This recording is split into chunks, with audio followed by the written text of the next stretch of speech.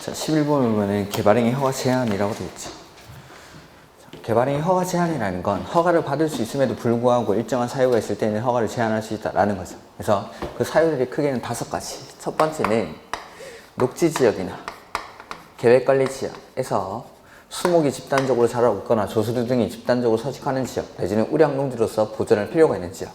두 번째는 개발행위를 해서 주변의 환경, 경관, 미관, 문화재 등이 크게 오염되거나 손상될 우려가 있는 지역에서는 얼마 동안 제한하죠? 3년. 연장은 안 되죠. 그 다음에 세 번째는 기본계획이나 관리계획을 수립 중인 지역. 그 다음에 네 번째는 지구단위 계획구역. 그 다음에 5번째는 기반, 시설, 부담구역. 이 세 군데에서는 얼마 동안 제한합니까? 3년. 연장은 한 차례 2년 동안 제한할 수 있죠. 그 다음 여기 개발행위 허가를 제한하는 사람은 국장, 시도지사, 그 다음에 시장, 군수가 제한할 수 있습니다. 그 중에서 국장이나 시도지사가 제한하려고 할 때에는 시장, 군수한테 의견 듣고 의견 듣고 그 다음에 제한을 할 때 3년 제한할 때는 뭘 거쳐야 되죠? 심의. 그리고 연장할 때는 심의를 거치지 않고 그 다음 허가를 받을 수 있는 사유에도 불구하고 이러한 사유가 있기 때문에 제한을 했죠. 그러니까 제한 사유가 없어진 경우에는 제한 기간이 끝나기 전이라도 지체 없이 해제를 해야 된다라는 거. 그래서 보면은 개발행위로 해서 문화재 등이 손상될 우려가 있는 지역은 연장이 되는 곳입니까? 안 되는 곳입니까? 안 되는 것이죠. 두 번째 사유가 개발행위로 해서 주변의 환경, 경관, 미관, 문화재 등이 크게 오염되거나 손상될 우려가 있는 지역. 여기서는 연장이 안 됩니다. 문장은 그럴싸하게 써져 있지만 연장이 안 되는 곳. 그 다음에 2번 기반시설 부담구역으로 지정된 지역은 최대로 제한하면 얼마까지? 5년. 연장이 되는 곳이니까. 자, 보면은 지구단위 계획구역에서는 3년 동안 제한할 수 있다. 옳은 지문. 지구단위 계획구역에서는 5년 동안 제한할 수 있다. 그건 틀린 지문이에요. 틀린 지문으로. 제한하는 기간은 연장 빼버리고.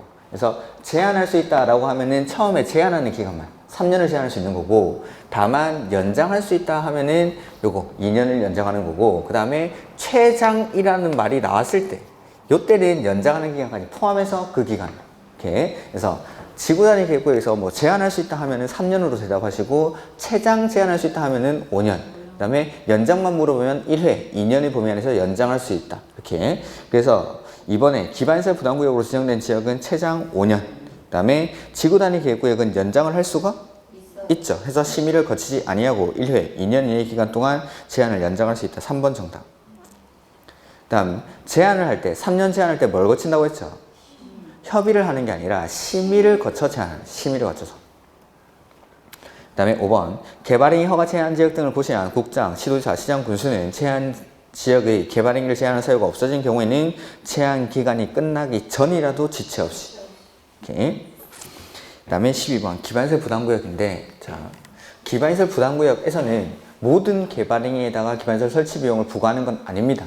그래서 기반시설 설치 비용 부과 대상 행위는 200제곱미터를 초과하는 건축물의 신축이랑 증축에 대해서 비용을 부과하죠. 그래서 이 행위에 대해서 비용을 부과하는 시기는 허가받은 날로부터 2개월 내에 비용을 부과해야 되고, 비용을 납부해야 되는 시기는 언제까지? 사용, 승인, 신청 시까지 비용을 납부를 해야 된다라는 거예요. 그래서 한번 보면은 옳은 것. 이 법 또는 다른 법령에 따라 지정된 용도 지역 등이 변경되거나 해제되어 행위 제한이 강화되는 지역은 기반시설 부담구역으로 지정하여야 한다. 완화되거나 해제되는 지역이라고 했죠. 그러니까 기반시설 부담구역이라는 제도 자체는 규제를 가하는 거지만 지정 대상 지역은 개발이 시작되는 곳들. 그러니까 개발행위가 다른 지역보다 이 지역에 훨씬 더 많이 집중되고 있는 겁니다.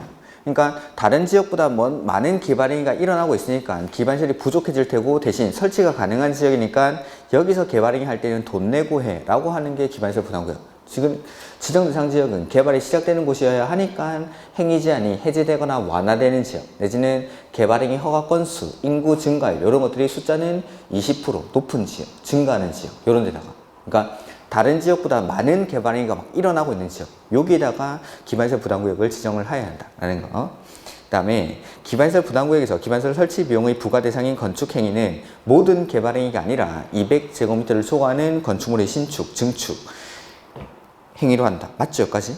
다만 기존 건축물을 철거하고 신축하는 경우에는 기존 건축물의 연면적을 초과하는 건축 행위만 기존에 있던 연면적 부분은 새롭게 기반시설을 유발하는 게 아니니까 기존 건축물의 연면적을 초과하는 건축 행위만. 그 다음에 3번 납부 의무자는 언제까지 돈 내야 되죠? 사용 승인 신청 시까지 납부하여야 한다. 2개월 요거는 부과하는 시기. 부과권자가 이 행위에 대해서 허가받은 날로부터 2개월 내에 비용을 부과하는 거고 납부는 사용 승인 신청 시까지. 그 다음에 4번 기반시설 설치 비용은 현금, 신용카드, 직불카드 등으로 납부하는 게 원칙이지만 이와 비슷한 토지로 하는 납부 인정할 수가 있죠. 이게 물납을 허용할 수 있다라는 거. 그래서 기반시설 설치 비용은 현금, 신용카드, 직불카드 등으로 납부하도록 하다에 부과 대상 토지와 이와 비슷한 토지로 하는 납부 인정할 수가 있다라는 거. 물납을 할 수가 있다라는 거죠. 그 다음에 해당 기반시설 부담구역에 필요한 기반시설을 모두 설치하거나 그에 필요한 용지를 모두 확보한 후에도 돈이 남았죠. 잔액이 생겼을 때 돌려주는 게 아니라고 했죠. 해당 기반시설 부담구역 안의 기반시설과 연계된 기반시설의 설치나 그에 필요한 용지 확보 비용으로 쓰는 거지 돌려주는 거 아닙니다. 그래서 5번이 정답. 그 다음에 13번 요거는 우리가 그 백선 문제 풀 때 거의 비슷한 문제를 한번 풀어본 적이 있습니다. 뭐 기억을 못 하시겠지만 있습니다. 그런 게. 자, 이제 도시개발구역의 지정인데 자, 지정할 수 있는 지역을 크게 두 개로 나눠보면은 도시지역이랑 비도시지역 으로 나눠서 도시지역은 주거지역, 상업지역, 자연녹지, 생산녹지의 경우에는 얼마 이상? 1만 제곱미터 이상이어야 하고 공업지역은 3만 제곱미터 이상. 그 다음에 비도시지역은 원칙 30만 제곱미터 이상이라야 도시개발구역을 지정할 수가 있죠. 다만 아파트나 연립주택 건설 계획이 포함된 경우로서 초등학교 용지를 확보하고 도시개발구역으로부터 도로로 연결되어 있거나 4차로 이상의 도로를 설치할 때는 10만 제곱미터 이상 일대 지정할 수가 있다라는 거. 그 다음에 요 중에서 여기 자연녹지, 생산녹지, 비도시지역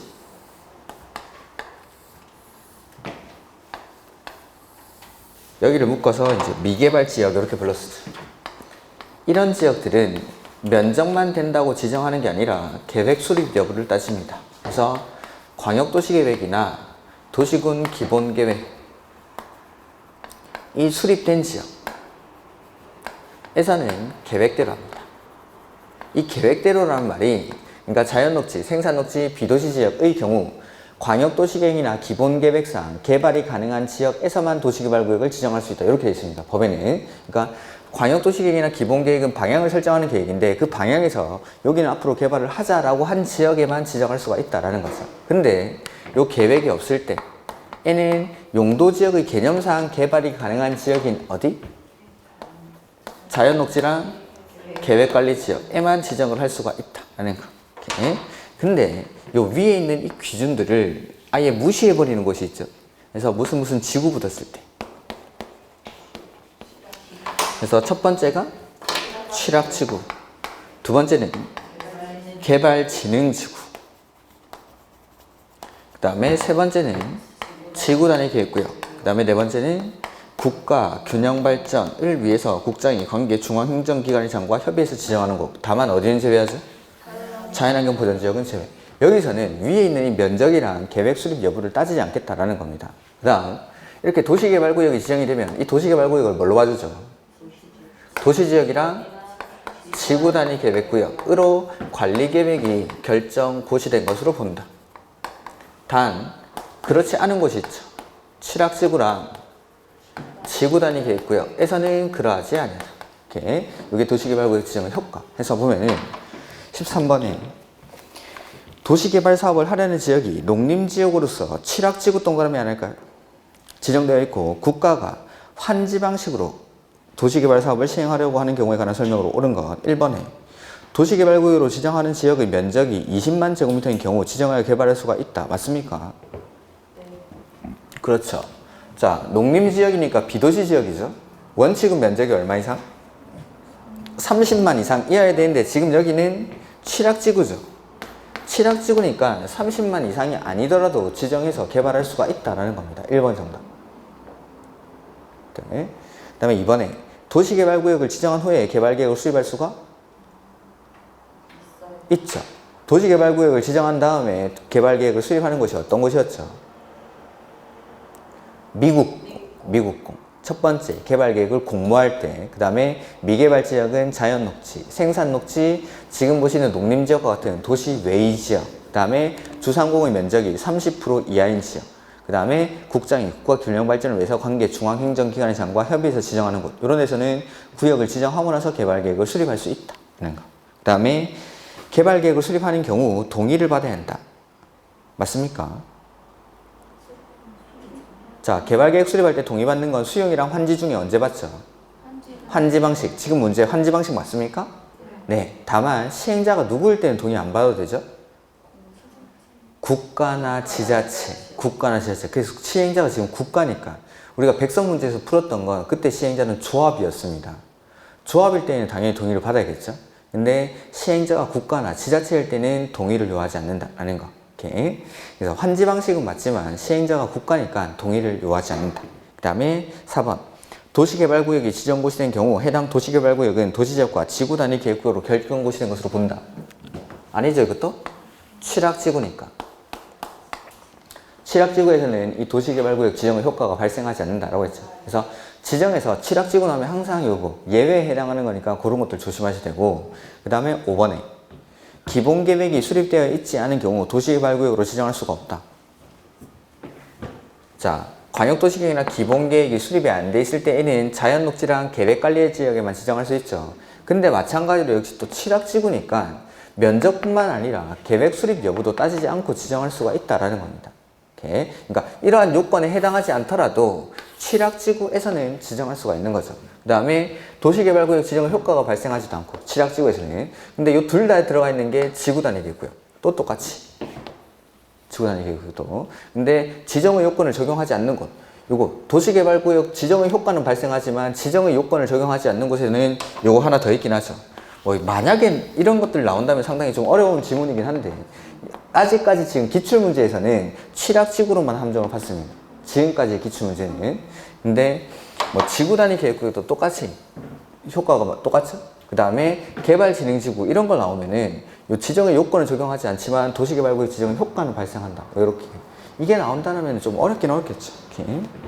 그 다음에 14번 옳은 것이라고 되어 있는데 지정권자는 도시개발구역 지정할 때 분할해서 지정할 수 있습니까? 결합해서 지정할 수 있습니까? 각각 얼마라고 했죠? 해서 분할해서 지정할 수 있고 분할 후 각 사업 시행지구의 면적은 각각 1만 이상. 1번 정답. 그 다음에 결합할 때에도 하나 이상은 1만 제곱미터 이상의 지역이 포함이 돼야 됩니다. 이렇게. 그 다음에 두 번째, 도시개발구역에서 대수선 용도 변경을 하려는 자는 허가 누구한테 받죠? 특광시군. 개발행위 허가권자는 특광시군입니다. 그러니까 도시개발법에서는 권한자 싹 다 지정권자인데 요거 도시개발구역 안에서 건축물의 건축, 공정물 설치 이런 거 할 때는 허가는 특광시군이. 그 다음에 환지객 인가는 시장, 군수, 구청장. 환지객 인가는 시장, 군수, 구청장. 도시개발구역에서 개발행위 허가는 특광시군. 이거 말고 싹 다 지정권자. 이렇게. 그 다음에 3번. 도시개발구역에서 재해복구, 재난수습을 위한 응급조치는 허가를 안 받죠. 신고는 안 하죠. 국계법에서는 응급조치하고 나서 1개월 내에 신고를 하지만 도시개발구역이나 정비구역에서는 신고조차도 필요가 없다라고 했어요. 신고조차도.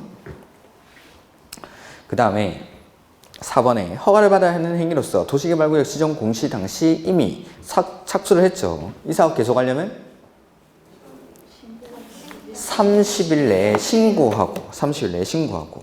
근데 관리계획 결정 당시에 이미 사업이나 공사에 착수한 사람은 그냥 도시군 관리계획 결정 당시에 착수한 사람은 그냥 할 수 있지만 시가와 조정구역이나 수산자원 보호구역 지정 당시에 착수한 사람은 3개월 내에 신고. 근데 도시개발구역이나 정비구역에서는 원칙이 30일 내에 신고하고. 지금 노트는 21페이지에 그거 다 나와 있는 거죠.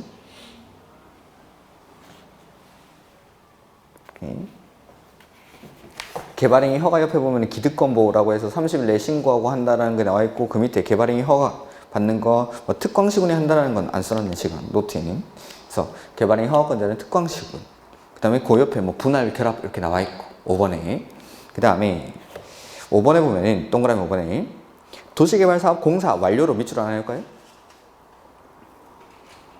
공사 완료로 도시개발구역 지정이 해제 의지된 경우. 자, 도시개발구역 지정했다가 해제되는 사유들 있죠. 구역 지정하고 나서 실시 계획은 얼마? 3년. 개발 계획은 2년. 그래서 구역 지정하고 나서 실시 계획은 3년, 개발 계획 2년 안에 수립하지 않으면은 요거 지정된 도시개발구역을 해제된 것으로 본다. 근데 사업 다 끝나고 나서도 해제가 되죠. 그래서 공사 완료 공고일의 다음날. 근데 환지 방식일 때는 환지 처분 공고일의 다음날에 해제가 됩니다. 자, 여기 보면은 도시개발구역이 지정되면 여기 뭘로 봐주죠? 도시지역이랑 지구단위 계획구역으로 결정 고시된 것으로 보죠. 근데 실시계획은 3년, 개발계획은 2년 안에 뭘 안 해가지고 해제가 될 때는 원래 용도지역으로 환원되거나 원래 여기는 지구단위 계획구역이 아니었으니까 이건 폐지된 것으로 본다라는 거. 근데 사업이 다 끝났죠. 신도시 택지를 다 조성을 했습니다. 그리고 나면 여기 도시지역으로 가만 놔둬야 됩니까? 원래 용도지역으로 환원시킵니까? 환원되거나 폐지된 것으로 보지 아니한다. 사업 완료로 인한 해제일 때는. 그래서 5번 보면은 공사 완료로 해제가 될 때는 환원되거나 폐지된 것으로 보지 아니한다 라고 해야겠죠. 사업 완료로 해제가 됐으니까. 그래서 뭘 안 해서 해제가 될 때에는 원래 용도지역으로 환원은 되지만 요거 사업 완료로 해제가 될 때는 환원되거나 폐지된 것으로 보지 아니한다 이렇게 해야 됩니다. 그 다음에 15번 조합 설립 인가 신청할 때 동의 요건이 얼마죠? 면적 3분의 1랑 소유자 총수 2분의 1. 이때 동의자 수를 산정하는 방법이죠. 면적에는 국공유지는 1번 틀렸죠. 그 다음에 소유권을 공유하고 있습니다. 몇 명이죠? 1명. 각각이 아니라 2번 틀렸죠. 공유일 때는 1명. 다만 구분 소유자일 때는 각각.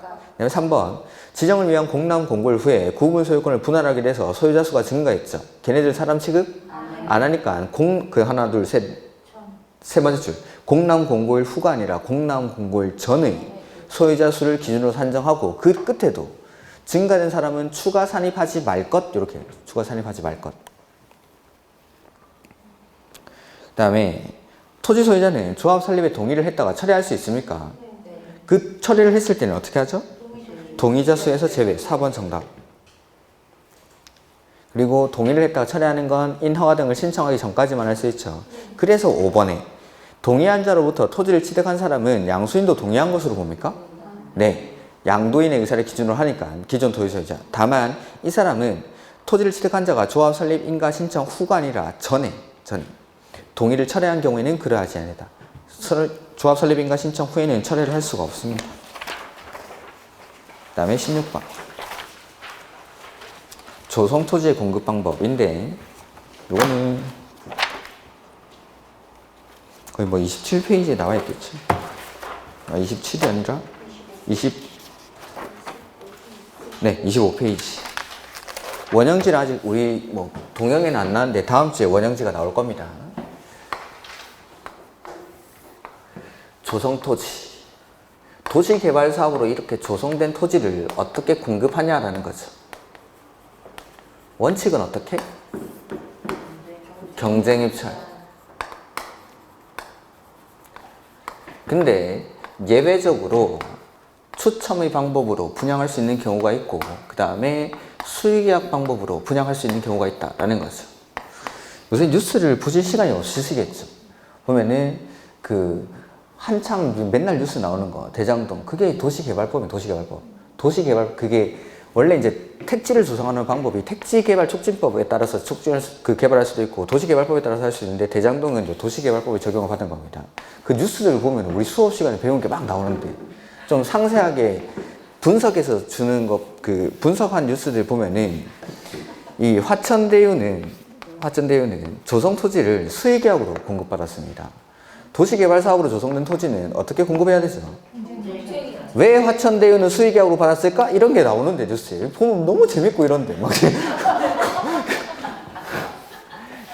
이런 게 그러니까 좀 이상한 점들이 법을 위반하고 그런 건 아닙니다. 법을 위반한 게 아니라 이상한 점이 한두 군데가 아니라는 거죠. 우리도 다 아는 도시개발사업으로 조성된 토지는 경쟁차로 공급받아야 되는데 이 사람들만 특이하게 수의계약으로 공급을 받았다는 거죠. 이런 것들이 의혹이 제기가 되는 겁니다. 뉴스를 보면 막 이런 공법을 알면 막 다 들리고 막 이러고 보이고 이러는데 너무 재밌는데 정말 재밌죠. 거기 막 뉴스가 들리면 그게 대장동 사업이 도시개발법에 따라서 조성된 사업입니다. 그런 것들이. 그래서 이런 것들. 아무튼 그러니까 원래 이제 공공시행자 성남의 뜰이 지분을 50 플러스 1을 가지고 있죠. 그러니까 공공이 지분의 50%를 초과출자한 법인 이걸 성격을 뭘로 보죠? 공공. 50 플러스 한 주 가지고 있으니까 이게 50을 초과했죠? 그러니까 이 공공시행자가 되는 겁니다. 이 사람들이. 이거 우리가 다 배우는 건데. 아니죠. 하천대유는 공공시행자는 아니죠. 이 사람들은 뭐 시행사 중에 하나인데 이 사람들은 원칙은 경제임찰로 받아야 되는 겁니다. 이렇게. 그래서 그냥 이재명과 관련 있냐 없냐 저는 그런 건 이재명이 그런 건 관심 없습니다. 그런 건 관심 없고 이거 그렇지 경제임찰로 받아야 되는데 수익이야. 너는 이런 걸 보는데. 죄송합니다. 이렇게. 아무튼 그거는 정치적인 거고 저는 공부 수업하니까. 관련이 있겠지. 없을 리가 있습니까? 인하업권자와 관련이 없을 수가 없죠. 인하업권자인데. 아무튼 이런 건 됐고. 어떻게 해서 우리가 외운 건 추첨의 방법이죠. 그래서 규공당공했죠. 국민주택 규모 이하의 주택 건설 용지, 그 다음에 공공택지, 그 다음에 330제곱미터 이하의 단독주택 용지, 그 다음에 공장 용지, 이렇게. 그 다음에 하나 더 있는 게 뭐냐면 원래는 수의계약으로 공급을 받아야 되는데 그거 신청량이 계획된 공급량을 초과해버릴 때, 그래서 수의계약으로 공급받아야 되는 신청량이 공급량을 초과할 때에는 추첨으로 할 수 있다. 그냥 할 수 있다. 다만 여기서 하나 더 있는 게 뭐냐면 국민주택 규모 이하의 주택 건설 용지는 추첨으로 할 수 있는데 공공시행자가 그 지문에 나와 있을 겁니다. 국민주택 규모 이하의 주택 건설 용지 중에 임대주택 용지를 공급할 때에는 반드시 추첨으로 해야 됩니다.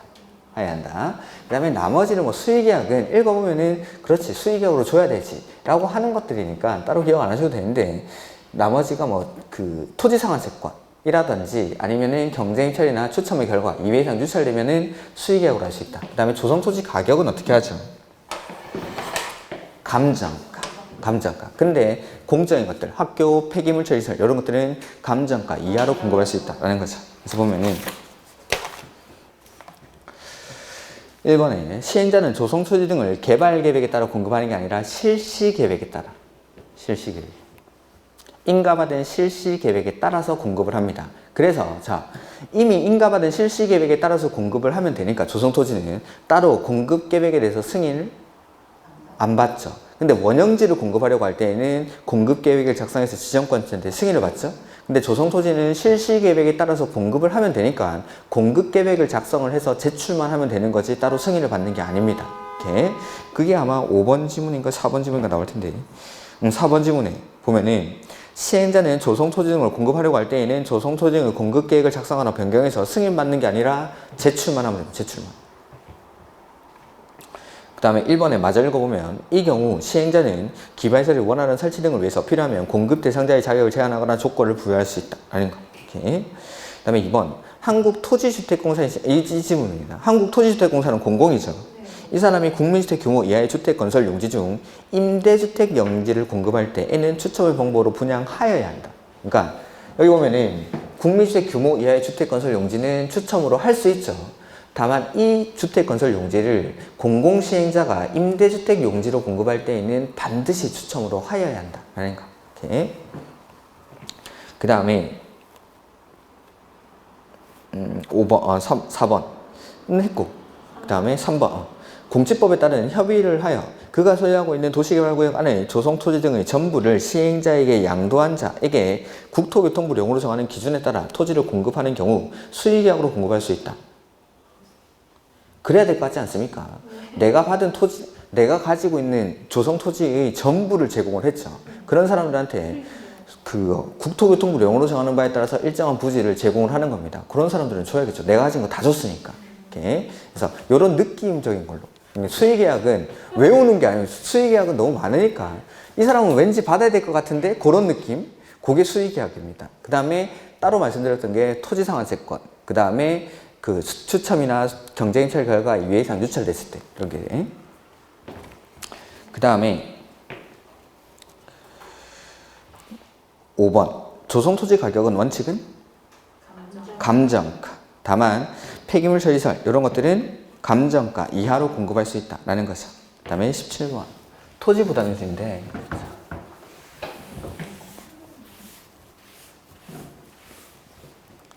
네? 네, 수의계약으로 공부할 수 있다. 토지 부담률은 밑에 분모에는 환지 계획구역 전체 면적이 들어갑니다. 환지 계획구역의 면적. 그 다음에 위에는 보류지 면적. 요거 알면 이제 끝나는데 여기에다가 아래 위로 똑같은 걸 빼주는 거죠. 첫 번째는 시행자에게 무상기속되는 공공시설 면적이랑 원래 시행자가 소유하고 있던 면적 요 두 가지를 더해서 아래 위로 빼주면 됩니다. 그러면은 자 환지 계획구역 전체 면적에다가 위에는 보류지 면적 그리고 때 빼주는 게 시행자에게 무상기속되는 공공시설 면적이랑 원래 시행자가 소유하고 있던 면적 해서 보면은 환지 계획구역 전체 면적이 얼마라고 돼 있죠? 23만. 그 다음에 보류지 면적은 11만. 그 다음에 원래 시행자가 소유하고 있던 면적이랑 시행자에게 무상기속되는 공공시설 면적 합하면 3만. 그 딱 보면은 숫자에 밝으신 분들은 딱 보면 3만이네 하는데 이렇게만 쪼개놔도 어렵죠. 근데 거기서 봐야 되는 게 채비지 면적이 5만이라고 돼 있죠. 채비지 면적 어떻게 해야 됩니까? 무시해야죠. 무시.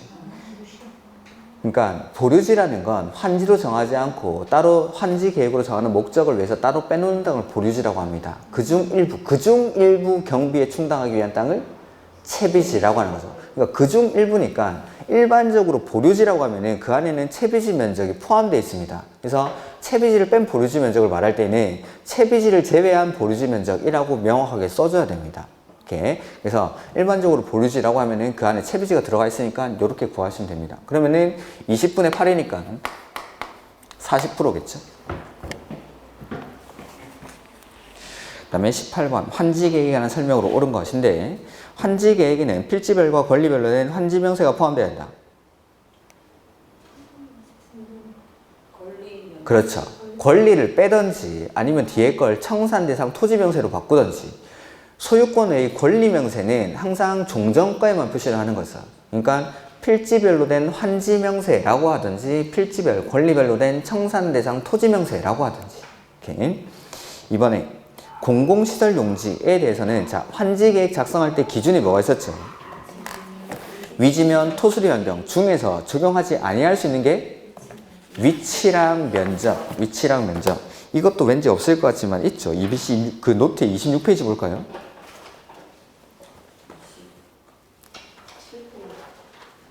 아니 6페이지.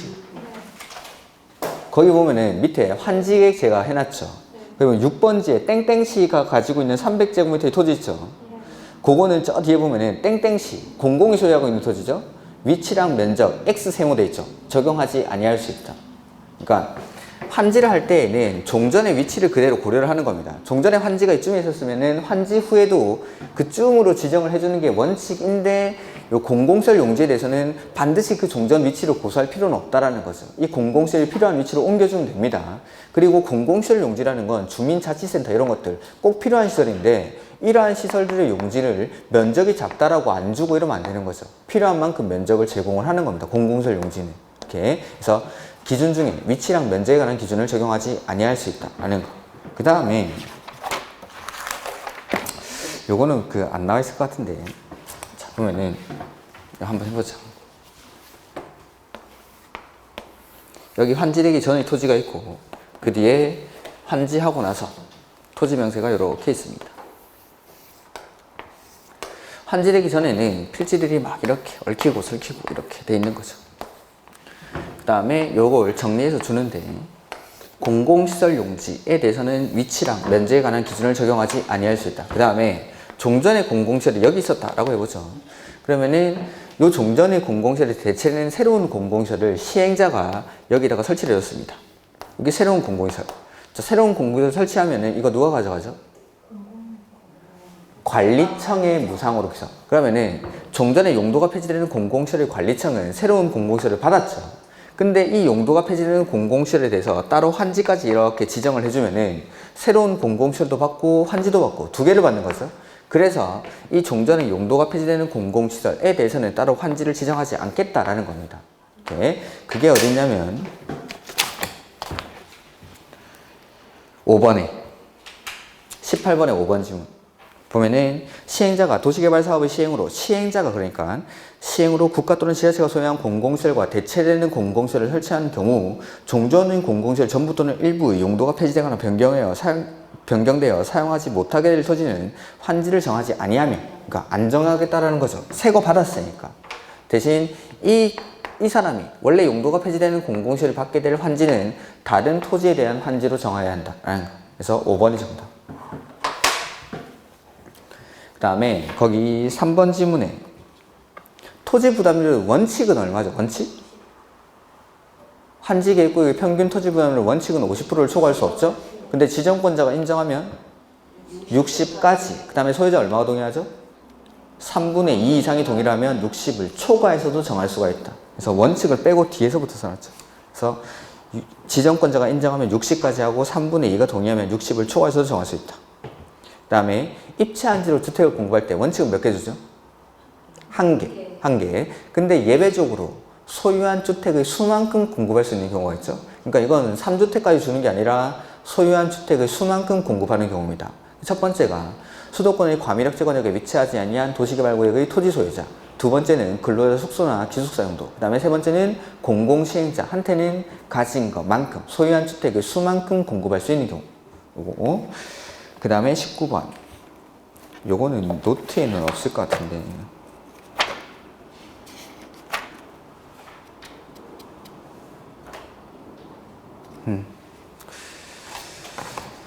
아마도 요약생이 있을 것 같은데. 책 27페이지, 27페이지. 아니요, 19번 문제.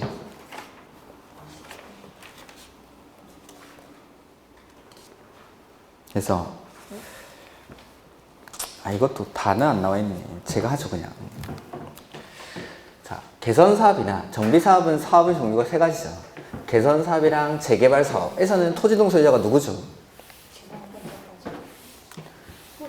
토지 소유자 또는 건축물 소유자 또는 지상권자. 재건축 사업은 건축물 및 그 부속 토지 소유자. 그러니까 재개발이나 개선 사업에서는 토지만 가지고 있어도 되고 건물만 가지고 있어도 되고 지상권자도 되죠. 그래서 자, 재개발 사업이나 개선 구역인데 요 안에 토지를 A, B, C가 공유를 하고 있습니다. 이럴 때 몇 명이죠? 공유일 때는 한 명. 아까 우리 이제 개발법에서도 조합 설립 인가 신청할 때 동의자 수를 산정하는 방법을 배웠는데 그거랑 거의 비슷하다고 생각하시면 됩니다. 그래서 여기서도 공유일 때는 한 명. 근데 이 지상의 건물을 D가 단독 소유하고 있는 거죠. 그러면은 토지 소유자랑 건물 소유자가 다르죠. 이럴 때는 각각. 그러니까 토지만 가지고 있는 A, B, C도 토지등 소유자에 해당하고 그 다음에 건물만 가지고 있는 D도 토지등 소유자가 될 수 있죠. 즉 한 필지 토지에 토지등 소유자가 2명이 있는 겁니다. 이럴 때는 각각을 토지등 소유자로 산정을 해주겠다라는 거. 근데 그러니까 첫 번째 그 문제에서 첫 번째 점에는 토지등 소유자가 될 수 있는 사람이 2명 있죠. 근데 이거랑 비교해야 되는 게 세 번째.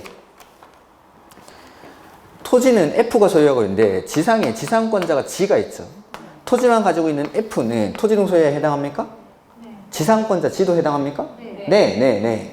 토지 소유자 또는 건축물 소유자 또는 지상권자니까 여기도 마찬가지. 아까 토지를 막 이렇게 간단하게 보면은 갑이 토지를 소유하고 있고 지상의 건물을 을이 소유하고 있다라고 해보죠. 이럴 때 토지만 가지고 있어도 되고 을도 건물만 가지고 있어도 토지등 소유자에 해당하죠. 이럴 때는 갑도 되고 을도 토지등 소유자에 해당합니다. 근데 여기 토지 소유자랑 지상권자가 다를 때 N은 대표하는 한 명만. 그러니까 이 둘 다 한 필지 토지에 토지등 소유자에 해당하는 사람이 2명 있는 건 똑같은 겁니다. 근데 토지 소유자랑 건물 소유자가 다를 때는 각각, 토지 소유자랑 지상권자가 다를 때는 대표하는 한 명만. 이렇게. 그래서 세 번째에는 F랑 G를 대표하는 한 명이 돼야겠죠. 그 다음에 두 번째 보면은 세 필지의 나대지를 단독 소유하고 있는 E. 한 명이 여러 개 가지고 있어요. 몇 명으로 보죠? 한 명. 한 명. 그 다음에 두 번째, 그 마지막에 HIJ. 똑같은 공유자가 또 역시 여러 개를 가지고 있습니다. 역시 한 명으로. 이렇게 동일한 공유자가 여러 개를 같이 공유하고 있을 때에도 한 명. 그러니까 첫 번째만 두 명이고 나머지는 싹 다 한 명. 해서 총 5명이죠. 그 다음에 정비구역을 해제하여야 하는 경우. 해제하여야 하는 경우 나오면은 숫자 나와야겠죠. 2년, 3년, 5년. 31페이지에 나오겠죠. 노트는. 추진위원회 들어가면 얼마라고 했죠? 2년. 나머지는 3년. 그래서 문제 바로 보면 이런 건. 그 그림은 그려봤죠. 1번. 정비 예정구역 나오면 이거 얼마였죠? 정비 예정구역 나오면 3년. 추진위원회에 안 들어가면 3년. 1번에 있을 겁니다. 해제해야 되는 경우에 1번. 정비 예정구역에서 정비 기본계획에서 정한 정비구역 지정 예정일부터 3년이 되는 날까지 정비구역이 지정되지 않으면 정비 예정구역을 해제합니다. 어쨌든 이건 추진위원회에 안 들어가면 3년. 예정구역도. 그 다음에 두 번째 보면은 재건축 사업의 경우 토지 등 소유자가 정비구역 지정고시된 날부터 2년이 되는 날까지 조합 설립 인가를 신청하지 아니하는 경우. 여기까지 딱 보니까 가로 빼고 추진위원회에 들어가 있습니까? 없습니까? 그러면 얼마죠? 이거는 추진위원회를 구성하지 않고 구역 지정하고 나서 바로 조합을 설립하는 경우죠. 추진위원회를 구성하지 아니하는 경우로 한정한다라고 되어 있으니까 이럴 때는 3년. 3년. 구역 지정하고 나서 바로 조합 설립 인가 신청은 3년. 그 다음에 3번에 토지 등 소유자가 시행하는 재개발 사업은 얼마죠? 5년.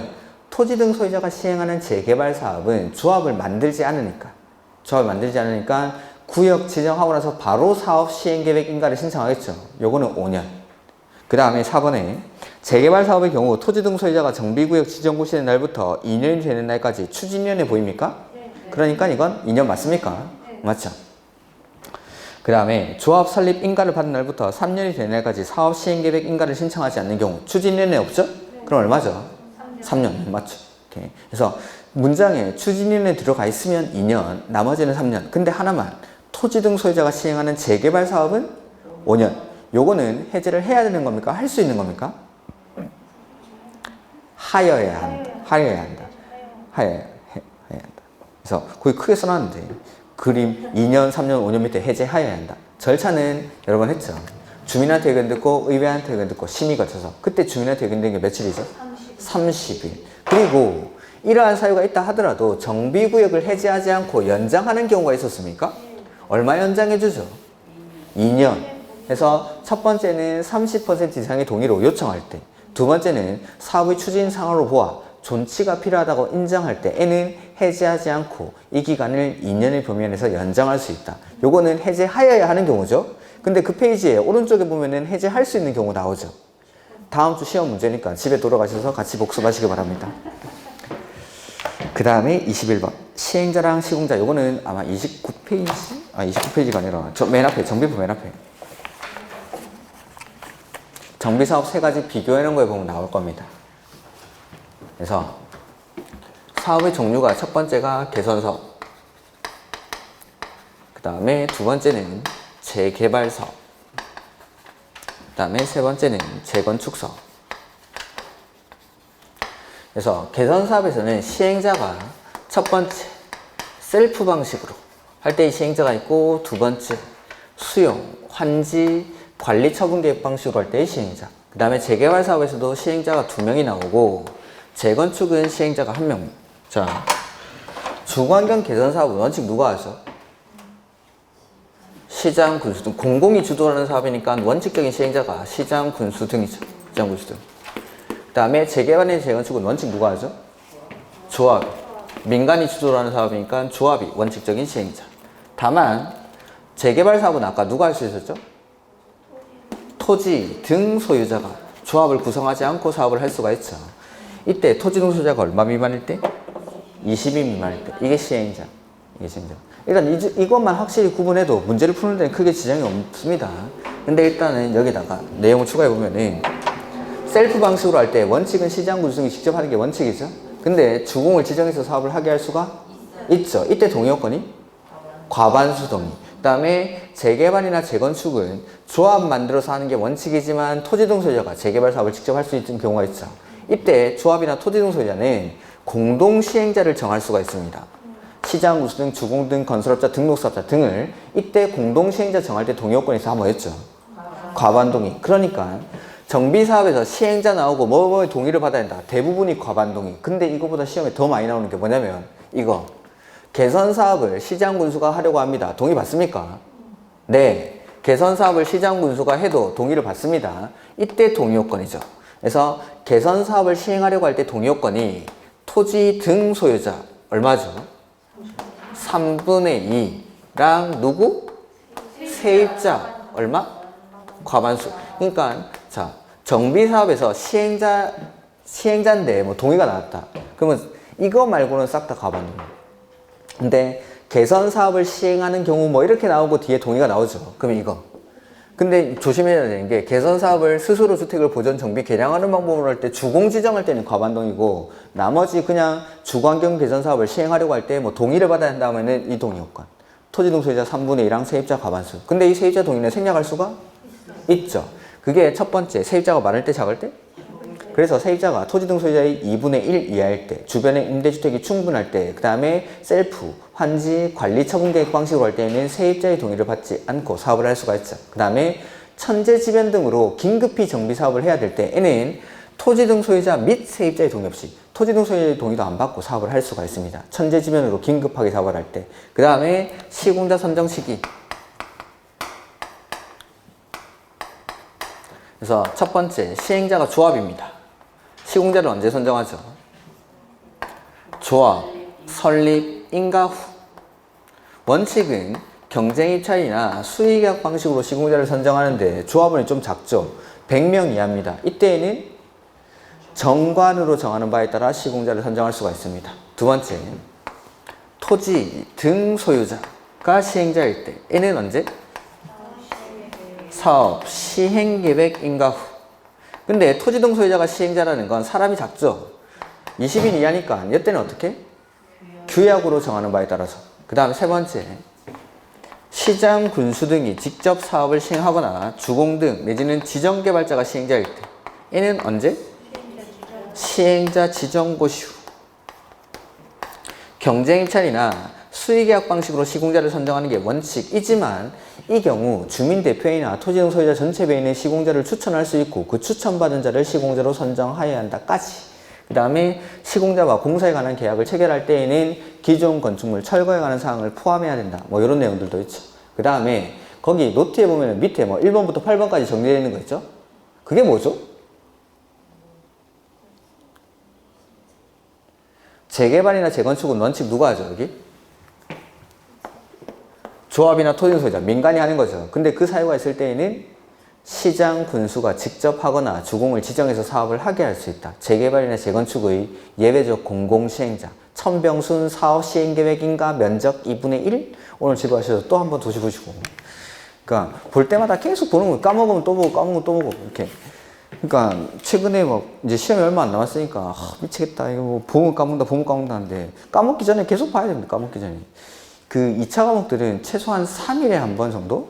지금부터는 한 3일에 한 번 정도씩은 까먹기 전에 다시 한번 기억을 환기시키는 거 막 다시 외울 필요는 없겠죠. 외워놨던 거니까 눈으로 한번 확인만 하면은 다시 기억이 살아납니다. 그러니까 최소한 한 3일에 한 번 정도. 이틀에 한 번 보면 더 좋고 그리고 마지막에는 뭐 하루에 한 번 정도 보면 좋겠지만 그러니까 3일이나 이틀에 한 번 정도씩 까먹기 전에 보는 수밖에 없습니다. 계속 이제 반복해서 보는 거죠. 근데 공법은 좀 까먹기 전에 봐야 될 것들이 많긴 하지만 그러니까 다른 과목들이라도 중개법이나 이런 것들은 양이 작은 과목들, 특히 지적법, 세법 이런 것들, 중개법 이런 것들은 최소 3일에 한 번 까먹기 전에 계속 보는 거예요. 그래서 그냥 눈으로 찍기만 하면 됩니다. 다시 외울 필요는 없으니까 내가 외웠던 거 다시 한번 확인하고 그런 것들을 계속 짧은 시간 안에 다시 한번 확인하고 또 그렇게 하셔야 됩니다. 이렇게. 그 다음에 22번. 조합이 정관을 변경할 때에는 원칙은 과반수가 찬성을 해야 됩니다. 근데 과반수가 아니라 3분의 2 이상이 찬성을 해야 되는 게 33페이지 그 조합의 왼쪽에 보면은 좀 나와 있습니다. 중간에 박스가 3개가 나올 건데 그 중에서 중간에 있는 박스. 그래서 정관을 변경할 때에는 과반수가 동의를 해야 된다. 그러니까 과반수 동의 자체가 동의 요건이 되게 높은 겁니다. 원칙은 과반수 출석에 출석 과반수 동의로 의결을 하는데 정관을 변경할 때에는 과반수가 찬성해야 되니까. 근데 정관의 기재사항 중 일정한 사항은 3분의 2 이상이 동의를 해야 되는 게 있죠? 그게 자, 재, 구, 비, 시, 설. 해서 첫 번째가 조합원의 자격, 그 다음에 제명, 탈퇴, 교체, 정비 구역의 위치나 면적, 그 다음에 조합원의 비용 부담 1항 회계, 그 다음에 정비사업 B, 시공자, 설계자. 그 정답이 여기 1번인가? 1번이 정답이죠. 22번은. 그럼 단순 암기사항들은 절대 틀리시면 안 됩니다. 그 다음에 23번. 관리처분계획 수립 기준. 요거는 뭐냐면 관리처분계획에 따른 주택의 공급입니다. 그래서 요거는 아마 그 다음 페이지, 34페이지 보면은 관리처분계획에 따른 주택의 공급해서 표가 하나 있죠. 그겁니다. 그거. 아까 입체한지로 주택을 공급할 때는 원칙 몇 개 줬죠? 1개. 근데 예외적으로 소유한 주택을 수만큼 공급하는 경우가 있었죠. 그게 수도권의 과밀역 재건역에 위치하지 아니한 도시개발구역의 토지 소유자. 두 번째는 근로자 숙소나 기숙사 용도. 세 번째는 공공시행자. 거의 관리처분계획에 따라 원칙 주택 몇 개 주죠? 1개. 근데 예외 2번에 보면은 뭐라고 적혀 있죠? 소유한 주택의 수만큼. 첫 번째, 과밀역 재건역에 위치하지 아니한 무슨 사업이죠? 재건축. 아까는 과밀역 재건역에 위치하지 아니한 도시개발구역의 토지 소유자. 여기는 과밀역 재건역에 위치하지 아니한 재건축 사업. 두 번째는 근로자 숙소, 기숙사 용도. 세 번째는 국가, 지자체, 주공, 공공입니다. 공공. 똑같죠? 근데 여기는 예외적인 게 좀 더 있습니다. 첫 번째 보면은 2명 이상이 하나의 뭘 공유하고 있죠? 토지. 예외. 시, 도, 조례로 따라 공급할 수 있는 경우는 2명 이상이 하나의 토지를 공유하고 있을 때 얘는 몇 개 준다가 아니라 조례로 정하는 바에 따라 공급할 수가 있습니다. 그 다음에 세 번째 보면은 1+1이죠. 2주택을 공급한다라고 했는데 종전주택의 주거전용 면적이나 종전토지나 건축물의 가격의 범위 안에서 1개를 주고 1개 더 줄 수 있습니다. 근데 1대 더 주는 건 면적이 60제곱미터 이하고 얼마간 전매가 안 되죠? 3년간 전매할 수 없다. 그 다음에 마지막이 소유한 주택의 범위 안에서 최대 3개까지 공급하는 경우는 과밀역 재건역에 위치한 재건축 사업. 근데 아까 보면은 과밀역 재건역에 위치하지 아니한 재건축 사업은 소유한 주택의 수만큼, 과밀역 재건역에 위치한 재건축 사업은 소유한 주택의 범위 안에서 최대 3개까지. 근데 둘 다 투기과일지구나 조정대상 지역일 때는 제외. 그래서 하나만. 둘 다. 이런 것들. 그래서 23번 보면은 1번에 분양 설계는 언제를 기준으로 한다고 했죠? 거의 관리처분계획 내용 안에 보면은 가로 그 1번 뒤에 분양 신청 기간이 만료되는 날. 그러니까 분양 설계에 관한 계획은 사업 시행 계획 인가 고시가 있을 날을 기준으로 하는 게 아니라 분양 신청 기간이 만료되는 날. 그 사업 시행 계획 인가 고시가 있을 날을 기준으로 하는 게 있었는데. 거기 4번에 그 노트에 관리처분계획 내용 4번 보면은 종전 토지나 건축물 명세 및 언제를 기준으로? 사업 시행 계획 인가 고시가 있을 날을 기준으로 한 가격. 종전에 내가 가지고 있던 아파트 가격을 평가할 때에는 사업 시행 계획 인가 고시가 있을 날을 기준으로 한 가격. 근데 분양 설계는 분양 신청 기간이 만료되는 날. 이렇게. 그 다음에 이번에 1세 또는 한 명이 하나 이상의 주택 또는 토지를 소유한 경우 몇 개 주죠? 1개. 2명, 같은 세대에 속하지 않는 2명 이상이 여러 개를, 하나를 공유하고 있죠? 그럴 때도 2번 정답. 원칙. 1개만 준다라는 거죠. 원칙. 근데 3번에 2명 이상이 하나의 주택이 아니라 토지를 공유하고 있을 때 조례로 정하는 바에 따라 공급할 수 있습니다. 그래서 조례로 정하는 바에 따라 공급하는 건 2명 이상이 하나의 토지, 넓은 토지를 가지고 있으면 그때는 좀 더 줄 수도 있다. 이런 뜻이겠죠. 이렇게. 토지는 면적이 되게 넓을 수도 있으니까. 그 다음에 4번에 과밀역 재건역에 위치하지 아니한 무슨 사업이어야 되죠? 재건축. 그래서 관리처분계획에 따라 주택을 공급할 때 여러 개 주는 거, 3주택 이상을 주는 건 재건축에만 존재를 하죠. 그 다음에 투기과일지구 조정대상 지역일 때는 제외되고 5번에 종전토지나 건축물의 가격의 범위나 종전주택의 주거전용 면적의 범위 안에서 2주택을 줄 수 있고 그중 1주택은 면적이 60제곱미터 이하고 얼마간 전매가 안 되죠? 3년간. 이렇게. 그 다음에 24번부터는 조금 쉬었다 보도록 하죠.